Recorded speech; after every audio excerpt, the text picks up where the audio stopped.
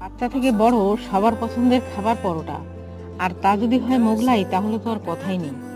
প্রথমে একটি বোলের মধ্যে 2 বাটি ময়দা নিয়ে পরিমাণ হিসেবে 400 গ্রাম, তার মধ্যে 2 চামচ সাদা তেল, সামান্য পরিমাণ নুন দিয়ে ভালো করে মেখে ঢাকা দিয়ে রাখুন 10 মিনিট। অপরদিকে আর একটা বাটিতে 2টো ডিম ফেটিয়ে 3-4টে কাঁচা লঙ্কা কুচি, সামান্য নুন, ব্রেড ক্রাম্ব, ম্যাগি মশলা, সয়া সস দিয়ে ভালো করে ফেটিয়ে নিন।